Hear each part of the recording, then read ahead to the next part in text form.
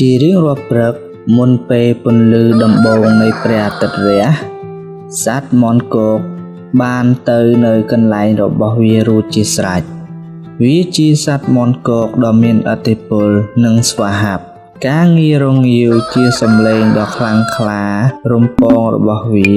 បានដាស់ដល់កសិករទាំងមូលដើម្បីភ្ញាក់បំពេញការងារ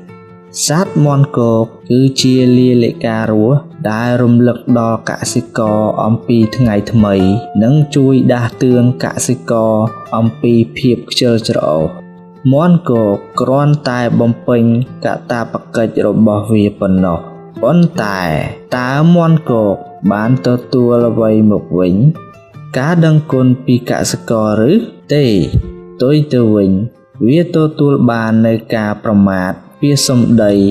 និងការគប់ដុំថ្មដោយគ្មានការអាណិតទៅលើវាអ្នកគ្រប់គ្នានិយាយថាការរងាវរបស់មាន់គកគឺជាការរំខានបំផ្លាញដំណេករបស់កសិករទៅវិញពីមួយថ្ងៃទៅមួយថ្ងៃមាន់គកតស៊ូនិងអត់ធ្មត់នឹងការមិនយកចិត្តទុកដាក់ដោយនៅស្ងៀមនៅព្រឹកឡើងបន្ទាប់ពីបានឮការស្ដីបន្ទោសជាចុងក្រោយមាន់គកក៏បានអង្គុយលើរបងដែលវាចូលចិត្តហើយគិតសម្លឹងទៅលើមេឃនៅកន្លែងដែលខិតខំគ្មានតម្លៃការព្យាយាមម្ដងហើយម្ដងទៀតដើម្បីបង្ហាញពីខ្លួនឯងគឺជារឿងងងខ្លៅការចាក់ចែងដោយសេចក្តីគោរពខ្លួនឯងប្រហែលជាដំណោះស្រាយដ៏ល្អបំផុតមាន់គកក៏បានដកដង្ហើមធំហើយរងាវជាលើកចុងក្រោយនៅយប់នោះភាពស្ងប់ស្ងាត់ដ៏ចម្លែកបានគ្របដណ្ដប់ទៅលើកសិដ្ឋាននោះហើយមុនថ្ងៃរះ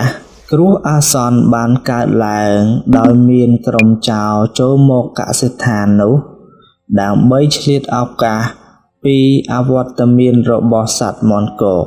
ដែលតែងតែបន្លឺសំឡេងជាសញ្ញាដាស់តឿនដល់កសិករទាំងអស់ស្ថិតនៅក្នុងដំណេកយ៉ាងស្កប់ស្កល់ពួកចោរបានចូលលួចយ៉ាងងាយស្រួលនៅសត្វទាំងអស់ហើយរត់គេចខ្លួនបាត់ទៅនៅពេលដែលកសិករភ្ញាក់ពីដំណេកនៅពេលព្រឹកអ្វីបានបាត់អស់ទៅហើយទៅពេលនោះដែលពួកគេដឹងថាសត្វមាន់គកមិនត្រឹមតែជាអ្នកដាស់ពួកគេប៉ុណ្ណោះទេ